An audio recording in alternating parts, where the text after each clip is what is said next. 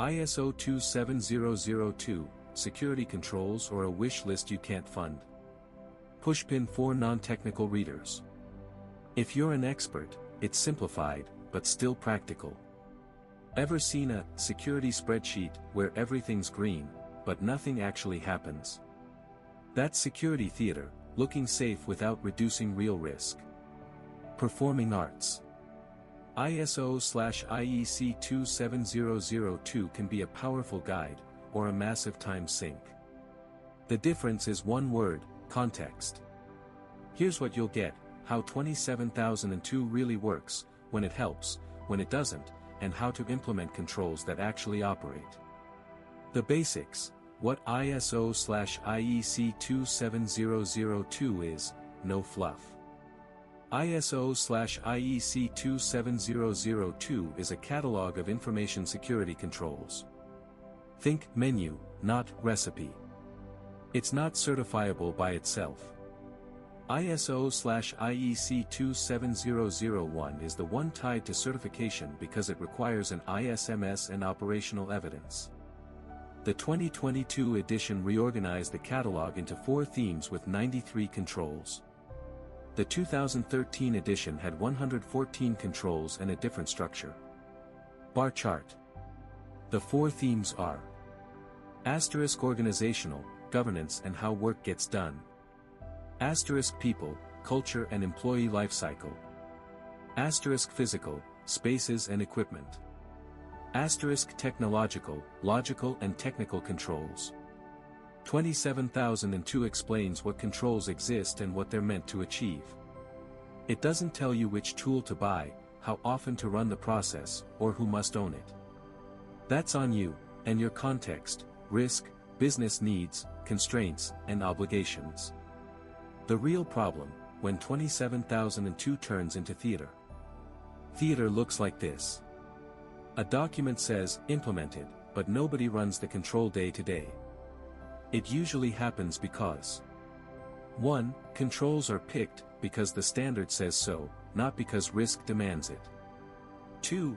IT gets stuck owning everything, while legal, HR, procurement, and ops stay out. 3. People confuse documentation with operation. End result: pretty PDFs, weak resilience. Classic example: we have backups, green circle. Do you test restores? Do you track RTO/RPO? Do you have evidence? If not, backups are hope, not a control. Another one: we have a firewall, yellow circle. Firewall equals the bouncer at the door, without rules and monitoring, it's just a suit. And the biggest myth: we passed the audit, so we're secure. Compliance isn't immunity, it's structured risk management. How 27002 works in practice: the control chain.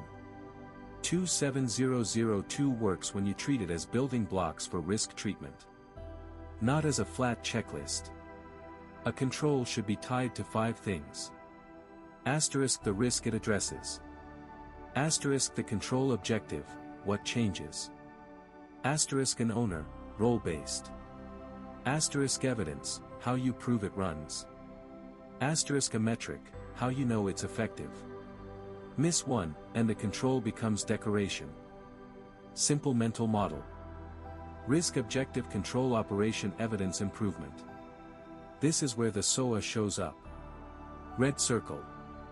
SOA, Statement of Applicability, is where you justify what applies, what doesn't, and how it's implemented. If your SOA says, everything applies, without real analysis, that's a red flag. When 27002 helps, depending on your size. Small orgs, 10 to 50, no security team. It's a reality check. It helps you spot what the market expects before a big customer asks. Example 1, FinTech startup. To land a bank deal, you'll need basics: access controls, passwords, yellow circle MFA, and backups. You won't implement all 93 controls, you'll pick what protects the business. Mid-size orgs, 100 to 500, lean IT/security. It helps you formalize what's already tribal knowledge. What Bob remembers becomes a repeatable process with evidence. Example 2, Regional SaaS Company. User offboarding depends on someone's memory. 27002 pushes ownership, timelines, and auditable records. Large orgs, 500 plus with subsidiaries. It becomes a shared language for baselines and maturity comparisons. Example 3, multi-country group. Same controls, different realities. 27002 standardizes expectations and evidence across units. When it won't help, and you should say it. If leadership won't commit, it won't work. Many controls require executive decisions and ongoing funding. It's also not a fast certification trick. 27002 isn't certifiable, and rushing 27001 without operational controls is how you buy a certificate and keep the risk. And it won't replace technical judgment. The standard won't decide your crypto choices, architectures, or hardening approach. If your operations are chaotic, high churn, constant tool swaps, no ownership, 27002 becomes makeup on a moving target. Where 27002 fits with other frameworks and regulations. 27002 is often used to implement the controls that support an ISMS Red Circle, Information Security Management System. It also maps well to *GDPR, appropriate technical and organizational measures. *PCI-DSS, payment-specific requirements. *HIPAA, health data requirements in the U.S. *NIST CSF, identify, protect, detect, respond, recover. *CIS controls, clear technical prioritization. Practical take. Use NIST CSF for strategic structure. Use 27002 for tactical control selection and implementation detail. Use CIS when you need, do these first, technical guidance. A practical 7-step implementation method. Step 1, define a defendable scope. Scope equals which processes, systems, sites, and data are in. If you claim everything, but cover only central IT, you'll get exposed. Deliverable, a map of crown jewels, critical assets. Step 2, build risk scenarios. Don't create an endless threat list. Create scenarios, asset plus threat plus vulnerability plus impact. 15 to 30 strong scenarios beat 200 generic ones. Step 3, turn risks into measurable objectives. Improve monitoring is vague. Detect anomalous admin access in DEX minutes is real. Step 4, select controls as components. This is where 27002 shines. Choose controls because they achieve an objective, not because they fill a row in Excel. Step 5, write a technical SOA. Not applicable isn't a justification. Use, out of scope, risk accepted, equivalent control, compensating control. Step 6, design operational evidence. Strong evidence, tickets, logs, reports, reviews, test results. Weak evidence, pretty PDFs with no records. Step 7, measure and improve. Pick a small set of KPIs that actually drive decisions. Examples, critical vuln fix time, privileged yellow circle MFA coverage, backup restore success rate. Best practices that actually move the needle. White heavy checkmarks start with well-run basics. Green circle password manager, green circle MFA, green circle tested backups, green circle patching, green circle asset inventory. White heavy checkmark assign owners per control, RACI. If security owns everything, nobody really owns it. White heavy checkmark automate evidence where possible. Central logs and ticketing outlive screenshots. White heavy checkmark review access on a schedule.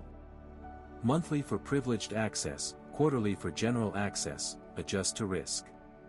White heavy checkmark don't ignore vendors. Contracts without verification are wishful thinking. White heavy checkmark run realistic drills. Awareness isn't a once-a-year talk. Phishing simulations and incident exercises reveal the truth. White heavy checkmark test restores. If you've never restored, you don't know your recovery plan works. Common mistakes and quick fixes. Crossmark everything applies, SOA. Fix, prioritize by risk and scope, justify each decision. Crossmark copy-paste policies. Fix, short, operable policies with owners and frequency. Crossmark tool equals control. Buying DLP/EDR/CM yellow circle doesn't mean you operate them. Fix, define use cases, coverage, alerting, and review cadence. Crossmark measuring completion, not effectiveness. Fix, KPIs plus testing plus corrective actions. Crossmark on-prem thinking in a SaaS reality. Fix, focus on identity, configuration, logging, and vendor risk in cloud/SaaS. Many cases, situation solution outcome. Case A, mid-size, 250 employees. Situation, slow offboarding, ex-staff keeps access. Solution, HR-triggered workflow plus tickets plus monthly privileged review. Outcome, fewer orphan accounts and cleaner audits. Case B, startup, 35 employees. Situation, shared creds in chat. Solution, green circle password manager plus yellow circle MFA plus secret rotation. Outcome, reduced leak risk and faster onboarding. Case C, enterprise group. Situation, every subsidiary does security, their way. Solution, 27,002 baseline plus comparable metrics. Outcome, visibility, prioritization, and budget you can defend. Closing. 27002 isn't magic. It's a strong control catalog, if you connect controls to risk, owners, evidence, and metrics. Key takeaways. 1. Don't implement controls for the checklist, do it for context. 2. A real control leaves logs, metrics, and continuous improvement. 3. Audits stop being theater when operations are verifiable. Speech balloon follow. OpenBook VVC-consultor.com